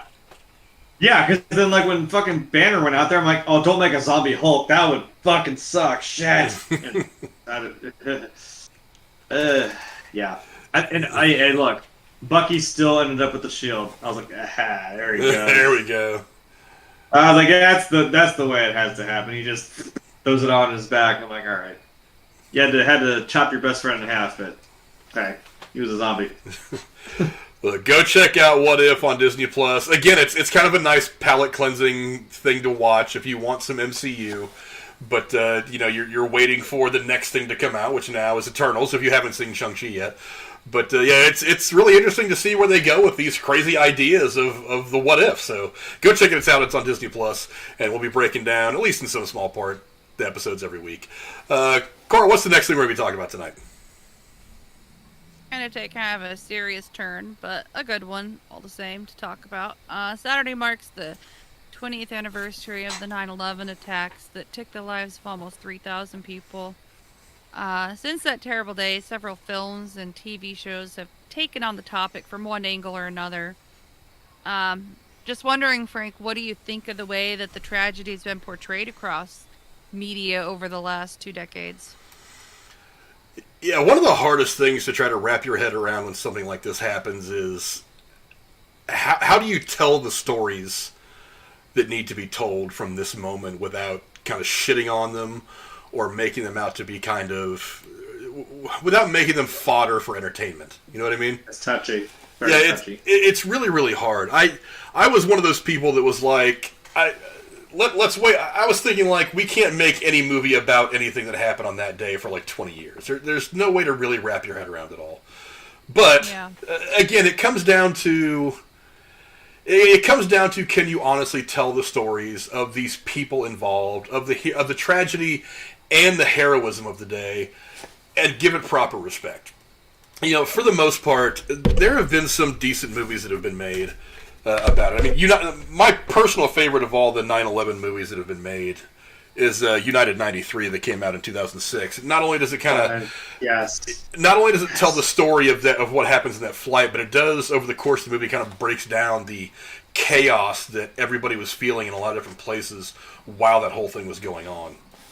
And again, the question is how do you tell the story like the Scott Beamer guy on Flight 93 who said let's roll, and who got everybody worked up to go take the plane back and make sure it didn't end up going to its target. How do you tell the stories of the people who tried to call out, as the plane was on its way to its tragic destination and say goodbye to loved ones? How do you tell the story of the guy who was on the 80th floor of one of the towers and survived the collapse? How do you even come close to putting in film or in song or in television or however you try to memorialize these moments. How do you even come close to doing that? I think by and large it's actually been done pretty well by a lot of different things. Like I said, I mean, you've got World Trade Center, which is the one that came out in 2006 with Nicolas Cage. That's a true story about I think it was a Port Authority officer and a fireman who were trapped in the collapse of the building and ended up being rescued. And then, of course, you have Flight 93. Now, there's also been ad nauseum thousands of documentaries and other things that have been made about it from that perspective. But I mean, the films and everything that have come from all this, they've all managed to tell the individual stories in a fairly, how do I say positive, in an accurate, respectful, or an accurate and respectful way to the people that they're trying to memorialize. I mean, Jeremy, what are some of the things that you've seen from the 9/11 inspired film and television that you think of? You actually said the two that I was actually going to mention, and I do own both of those movies, was United 93 and World Trade Center.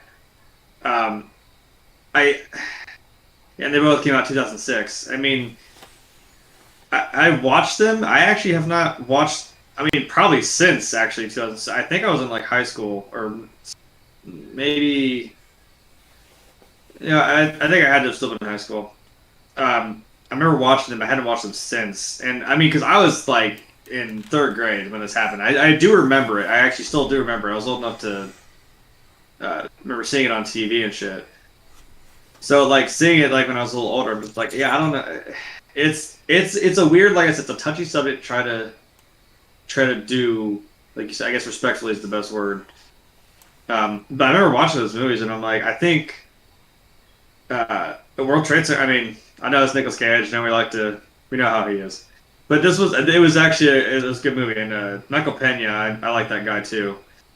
It's a pretty, it makes you feel like, Jesus, how do these guys get out of this situation? You know, they're trapped under the rubble of the building having collapsed on them, and you know, I can't imagine what that would had to have been like.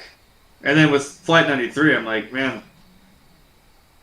you gotta have. I mean, what are you gonna do? You're in the air with these terrorists that say they have a bomb and that they're gonna hijack a plane and go put it through their intended target, and then they step up because I'm like, look, man, I guess in your mind you have to justify knowing like this is probably gonna go one way, but how we're gonna make this, we're gonna do something about this. There are more of us than there are them. And I think that was the one that stuck with me because that ending it's like I knew it was coming, but like that gut-wrenching end, you just keep seeing it zoom in on the fucking, like you're looking through the window and that ground is getting bigger and bigger and closer and it just like stops. And I'm like, it's just like there's that exhale and I'm like, good God.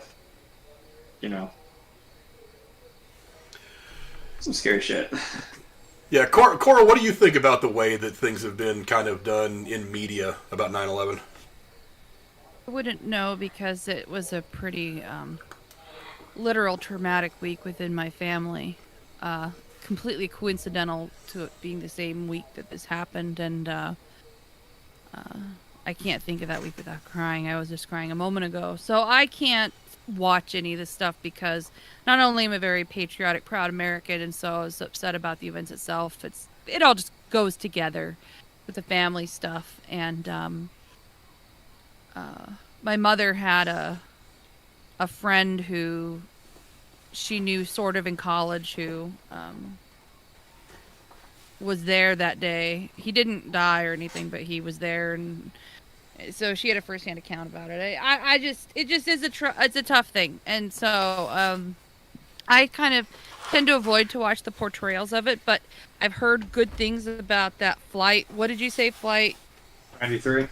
Flight 93 movie, and then I haven't heard anything about the other ones, but yeah, it's tough. Maybe someday, but even 20 years later, I'm not ready. So maybe I'll never be ready. I don't know. Yeah, the movies Sorry are to be a downer. well. I mean, the movies. I've talked about Schindler's List on here before, and how as much as I love that movie and how brutally honest it is about that period of time and that moment, it's a hard movie to watch. I mean, I watch it once a year or so because It's interesting you bring that up because I wonder if I had lived through that time period, if I'd be able to watch those movies. I wonder if people who are younger who didn't, like, I remember being, I don't know, 10 or 15 years old, and my mother explaining to me what it was like to live through the JFK assassination and the heartache the country went through. For me, it was a history point, and I was curious about it. So I'm wondering if through living it, it's different. So, I don't know. It's actually a funny, because everyone always asks, like, well, not me, because I wasn't there, but like, where were you when Kennedy got shot? And my mom, well, as you know, I was raised by my grandparents, so, but I say my mother. She was like, I know, she's like, I'll tell you what I was doing.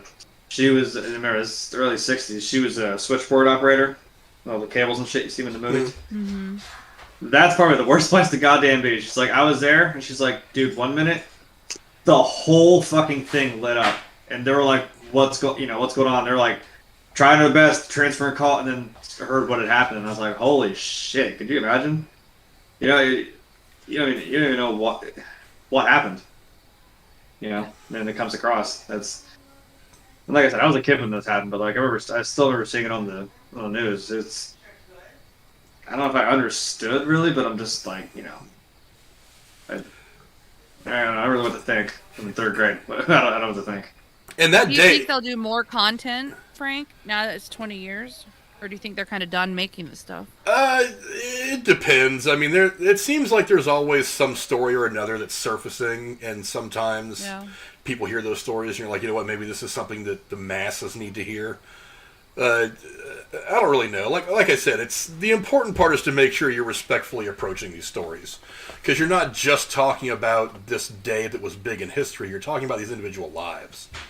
So you need to not just memorialize the event, but you need to memorialize these people appropriately, and that can be a tough line to walk when you're trying to do something like a biopic or something like that, because you know I've seen so many biopics that they turn the people they're supposed to be about into cartoon characters. They try to say, oh, well, yeah, we know that this person did this. We're going to liven it up a little and make them a superhero, and we're going to say that they did all this and that. It's like that Abraham Lincoln Vampire Hunter movie, which I couldn't stand. It was terrible. I was just like, are you kidding me? Oh, my God. I'm not alone. Thank you, Frank. I saw that, and I was like, what the fuck is this? The mere concept of that movie was just so dumb to me. I was like, yeah, it doesn't make sense. But I never watched it for that reason. But yeah, it did have a big impact.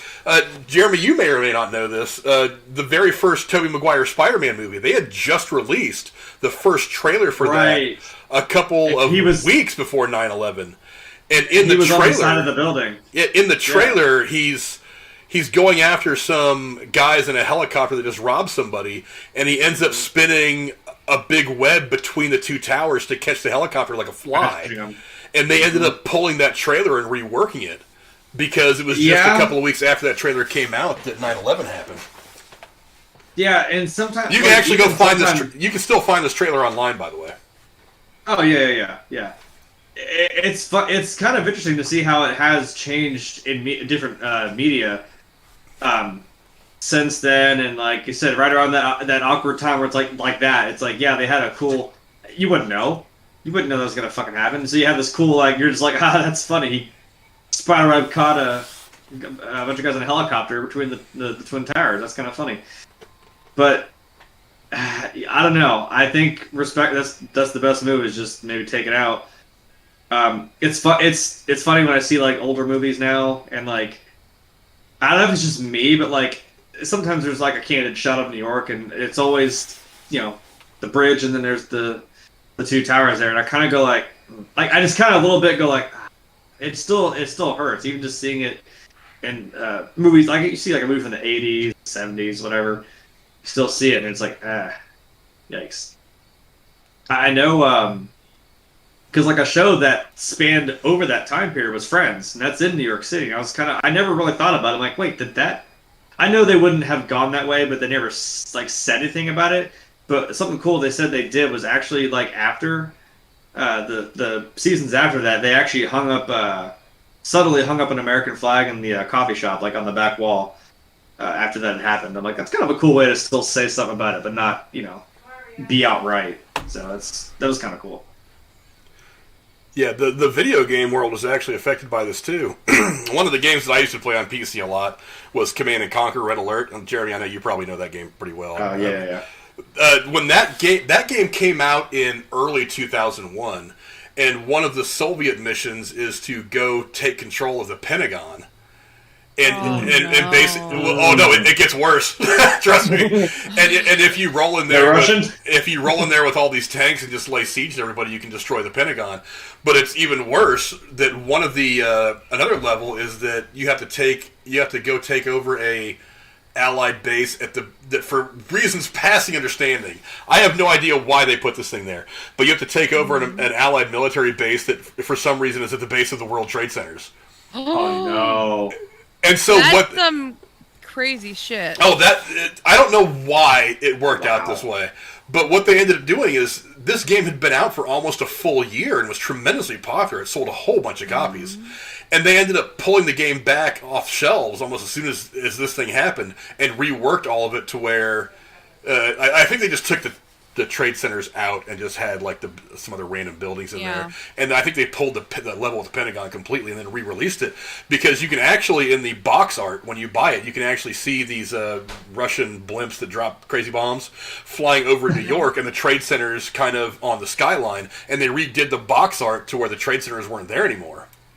So, and you can actually go online and you can find this box art and the video game. Because like I said, a bunch of them were printed. That thing had been on sale for 9 months before this thing happened. So there was a bunch of them that were out there in circulation. And you can go online right now, and for anywhere from $40 or $50 to like $300 or $400, you can find the original copies of these games on like eBay and places like that, because they've taken on kind of a whole new thing because of the fact that they came out before all this went down, and the Pentagon and the World Trade Center feature prominently in them. So yeah, the whole thing had a huge impact on entertainment in and of itself. Yeah. When, Frank, I mean, this is something you and I would probably know. I don't know why I don't off the top of my head. When did was it Modern Warfare 2 that had the infamous No Russian? Was that like? Yeah. You know exactly what I'm talking about. I know the Russian airport scene. Yeah, I know what you're talking about. Yeah, I'm like, it had to have been early. I think Modern Warfare 2 was like early 2000s, right? I think that's dangerously close to being right after that. And Cora, if you don't know what we're talking about, it's a pretty infamous thing called No Russian. Now, here's the thing, it was skippable, so it's not, that's kind of the like, well, you don't have to play that. And they warn you up front, there's some fuck shit in this game, like, as a warning. Like, you can skip this mission, it really has no effect on it. But you're posing as this guy in a Russian crew. They're in an elevator, and they're going into an airport, and he says, all right, now remember, No Russian. The doors open, and you just fucking lay waste to everybody. Like, these are just innocent people. You're just gunning down in an airport, and I'm like, whew, that's a rough one. So I'm like, I think, I've got internet. I think that game came out like, I want to say 2002. I don't know that necessarily had anything to do with 9/11. It's just the brutality. No, but I'm saying a terrorist attack on a fucking airport. I'm like, that's still not a good. You know what I mean? Especially in a... Oh, yeah. Hold on. No, I don't want the fucking remake, goddammit. 2009. So, I mean... You're still... it was still, that game got pretty real. I'm just saying, it's... That's a sketchy thing to do. It's funny to see how those games even evolved into, how we... portray the enemies in this game. That's all I'll say about that. I don't know. I'd be hesitant to even have something like that in the game, even as ballsy as that can be. Those games can be. Yeah, there was actually a whole lot of things that were affected by the 9/11 attacks. We already mentioned the Spider-Man trailer was removed from circulation as it featured Spider-Man capturing a helicopter filled with criminals in a web spun between the two towers. Let's see. There was also a poster that got pulled where the World Trade Center is reflected in Spider-Man's eyes. So if you got a hold of that poster, hold on to that shit. The film Zoolander actually It released nearly 3 weeks after the attacks, and the World Trade Center was digitally deleted, but the towers were reinserted for the film's 2016 Blu-ray release. Oh, wait, when does that movie come out? Sorry, I'm looking for... Someone mentions this about, excuse me, the first Harry Potter... Oh, dear God, yep. The first Harry Potter movie that came out, it came out in 2001, and they're like, hey, you know who the bad guy is? Yeah, the bad guy's the professor wearing a turban. I'm like, oh, that's a big oof. Oh boy, they were making a joke about it. Like, yeah, that's not maybe the I don't know. Yeah, okay. The release date was November 14th, 2001. I'm like, not much you can really do about that, I guess. But it's just it's kind of funny how that was the case in that movie. But it's wizards and England and shit, so who fucking cares? I don't know. They also edited the movie Armageddon, which came out in 1998. When it premiered on ABC in April of 2002, the scene in which the World Trade Center gets hit by meteors and catches fire was edited out because of the similarity to the visuals of the September 11th attack. Let's see. Something that Rachel had mentioned in the chat, that in Home Alone 2, Lost in New York features a scene atop the World Trade Center, which was edited out on several television channels. However, as of Christmas of 2018, the scene at the World Trade Center was restored. There's also been several times where the World Trade Center has been added. In the 2004 film Miracle, about the miracle on ice at the 1980 New York Winter Olympics, it was set in 1979 and 1980 and has a digital World Trade Center on the New York skyline for the scenes where they play the Russians in New York. That makes sense. It would be there. Yeah. Let's see. In the 2005 film Rent, which was set in 1989 and 1990, includes a shot of the World Trade Center. Yeah, let's see. They didn't. Did they do anything for I Am Legend? Because that was in New York. They it was in 2012. It was set during, but it happened like. No, it wouldn't have. Maybe it wouldn't have been there. That's true. Fuck, when was that movie set, man? Maybe it was after. Maybe it was after. I'm thinking of the bridge being destroyed. Maybe that's what I'm thinking of. In the 2004 sequel film Spider-Man 2, the North Tower and World Trade Center 7 are seen at night, and the picture of Spider-Man jumping between the World Trade Center towers is seen when Harry says, "Where are you?" So that whole fight scene between those two actually has a little bit of the World Trade Center in it. Let's see. In the 2000 and I just lost where I was at. In the 2002 re-release of E.T. the Extraterrestrial, the dialogue "You're not going as a terrorist," spoken by the mother, was replaced with "You're not going as a hippie." I don't know why you would change that, but okay. Oh, didn't they also change? That reminds me of Back to the Future, because when he writes the letter to Doc Brown, he says like, "The night I go back, you'll be shot by terrorists." Like, I think they digitally altered the word terrorist, and I don't remember what he says. He says something different. But like, I think I just watched it on TV, like not this past weekend. It was still the same. It says in TV versions of the 1985 film Back to the Future, all terrorist references were removed and altered completely from several scenes. In the exterior Twin Pines Mall scene where Marty McFly gets chased by the Libyans, the closer shots of the Libyans and of Doc Brown's death scene were completely removed. In the scene where Marty writes the letter to 1955 Doc Brown at the cafe, the words "by terrorists" were digitally erased from the letter. Marty's dialogue, "Dear Dr. Brown, the night I go back, you'll be shot by terrorists," was changed to "you will be shot, please," so on and so on. Okay, yeah, I knew they changed it. But I'm like, well, yeah, but how do you... The whole point was that he got killed by the terrorists in the beginning of the movie. There's a whole scene filmed for it, so how do you... That's what starts it off. How do you even get rid of that? You know? I don't know. It also delayed a whole lot of things. Arnold Schwarzenegger's movie Collateral Damage was postponed for 4 months because the film featured a terrorist bombing in front of an LA building. The release of Training Day was originally scheduled for September 21st, 2001, but it was then shifted 2 weeks to October 5th due to a variety of reasons, meaning probably nobody was going to go see it because they were all at home watching TV. That makes sense. Yeah. Let's see. Yeah, I didn't realize there was this many changes to so many things. Oh, they've canceled movies over this thing, too.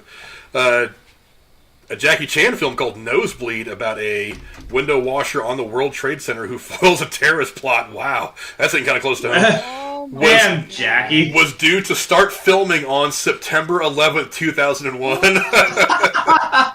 No, you're not. Wow. Pointing out the uncertain nature of film development and noting it was almost certainly as part of a plan drawn up and abandoned long before September 2001. But wow, that's something. Whew. Yikes. Talk about dodging the bullet. James Cameron had planned to make a sequel to True Lies, but after the attacks, he canceled the project, saying that terrorism was no longer something to be taken lightly. Well, terrorism became a big thing in entertainment after that, so whatever. Yeah. There were plans to have a sequel to Forrest Gump, but after the attacks, Eric Roth, Robert Zemeckis, and Tom Hanks said the story was no longer relevant. I don't know about all that. Because there is a sequel book to the Forrest Gump. I don't know. Yeah, that's true. And there were some things that were not altered. Let's see. Vanilla Sky, Cameron Crowe retained shots of the buildings in the film's final cut, despite producers asking for them to be removed. You know what? I mean, why? Why remove them, though? I mean, why? I think if it's just in the background, you may as well let the image of the World Trade Center stay in as a bit of a memorial. You know what I mean? It's not like there's heavy scenes that are shot in the buildings. Why not leave them into some of this stuff? Let's see. Death to Smoochie, the North Tower of the World Trade Center is seen when Rainbow Randolph was dancing on the small bench in Duane Park and on Duane Street in Lower Manhattan. Let's see. Rush Hour 2, Changing Lanes, Kate and Leopold, Knockaround Guys, good movie. Released in theaters 1 month later. I'm sorry, a year later. And shots of the World Trade Center remain in the film. And then, of course, a bunch of stuff on television. I actually remember one of my favorite TV shows is The West Wing. And I remember that the 9/11 attacks happened kind of right before they were supposed to premiere the third season. So the first episode of that season, it wasn't really part of canon for the show. They just kind of shot this random episode about dealing with an unidentified or undefined terror attack. So that's kind of how they handled it.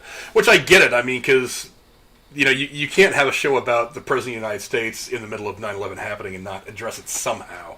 I always thought that they did about as good a job as they could do addressing that whole thing. Because you're talking about a fictional president in a universe where maybe this happened, maybe it didn't. I don't know. They did as good a job as they could with it, I thought. But anyway, any final thoughts on 9/11 and how it's been portrayed in movies over the last 20 years? Jeremy, what do you think? I guess, yeah, it's the best you can do with it, man. It's like you tell the story and you tell it the right way. It's a pretty powerful thing to put out there, and not everybody knows, the stories of some of these stories that have happened. Like, World Trade Center. I'm like, I could have guessed. Like, yeah, there's probably some guys that got trapped and thankfully were, saved in the end. And I'm like, man, just to see it. I don't know, 20 years now down the line, still a little touchy, but again, it's not like it couldn't be done right. Cora, what are some of your final thoughts on how 9/11 has been portrayed in the media? Oh, but I'm glad people do it in a respectful way, as you are saying. So, sorry, it's just a real personal family time, and Oh, I think we all take that time personally. I can't imagine that there isn't one person in the United States that doesn't have some kind of a connection to that. It's the kind of thing that traumatized everybody. Oh. It's one thing when there's an earthquake in California, maybe the people in Florida or New York don't quite get it. But, something like this, especially in the place that it happened, that building was full of people that were from all over the world. There were people from California, there were people from Boston, there were people from Texas, there were people from Oregon, there were people from Bangladesh, there were people from China, there were people from Germany, there were people from all over the world that were in the building that day. So it's not something that only affected a small group of people. It really did affect us all at some level or another. So yeah, it's definitely something that you kind of have to tell the stories or else you forget. One of the things that Steven Spielberg started that I really, really like, he started this thing called the Shoah Foundation. It comes from Schindler's List, and he's raised a lot of money to try to document the stories of the people that survived the Holocaust so that we have their stories somewhere to where we can always refer back to them and understand what they went through from their own words. And I think that's one of the reasons why it's important to take these stories and put them down and put them somewhere where we can always kind of reach back to them and read them and understand what the people thought in the moment, what they felt in the moment, what their experiences were. It's really important because they say that, if you forget history, you're doomed to repeat it, and there are some things in history that we don't really want to repeat. So maybe it's important that we always have these stories handy in some media for us to go back and look at so that we can understand at least part of it. Maybe not what it was like to be there. I think you had to be there to fully understand it from that perspective, but just to have some ideas to what that moment was like. But I think they said don't. What? Sorry, I'm trying to unplug this thing too. Well, no, it's that's why the buildings are still there because they said A, we don't want to forget this. Don't take that shit down, and also take pictures. And I don't remember who it was. They said take pictures of all this shit because someone's gonna say it didn't happen. It's like you'd hate to think that, but someone's gonna say the Holocaust didn't happen. Someone's gonna say, these terrorist attacks didn't happen, and I'm like, no, it did. And don't forget that shit because, like you said, if you let that fucking go out of your mind, then you're doomed to repeat that shit. So let's not fucking go there again. Yeah, let's not go down that path again. But before we start to finish up and check out, just want to remind you guys, we do have a Discord. You should definitely go check out our Discord, because there we get to talk about all kinds of shit whenever we're not actively on a stream. We can talk about all the stuff from all the Disney Plus stuff, spoiler stuff for movies, give us your thoughts on all the movie stuff that's happening out in the world today, and keep the conversation going on that. Also, don't forget, we do have a Patreon, and I actually, I didn't plan on, I totally forgot to set that up for today. We're going to do that next week. But usually the first show of every month, we give away $25 in free movie tickets to those who support us on Patreon for just $5 a month. You get a chance to get $25 in free movie tickets, and what that's supposed to do is not to support the studios. It's more to support the movie theaters and the people that work the box office and the concession stand as we all start to come out of the fog of this pandemic and start to get back to the movie theaters. So really what this is meant to do is just to support the theaters. So if you support us on Patreon, you get a chance to win $25 a month and free movie tickets to the theater of your choice. So definitely think about doing that if you'd like to support the channel. And Jeremy, where can the folks find you on the internet? You can find me just about everywhere on the internet. Well, maybe not everywhere, but there's always Twitter, there's Twitch. We'll just stick with those two. We'll go with that. It's the same name. I would say TikTok, but I haven't fucked with that in a long time, and I'm going to just kind of restart it because. Thank you, dog. I had some cringy shit, and I'm just gonna kind of rebrand it. TikTok's for assholes, anyway. Well, I'm an asshole. You know that. Sound like you're surprised. TikTok, some Chinese communist marketing, whatever, blah, blah, blah. There's my conspiracy theorist bullshit for the day. And to the Dowager Countess, Lady Cora, where can the folks find you? On your show or Drew's, I'm pretty, I don't make content, so I'm not really anywhere online. This is content. Drew's show is content.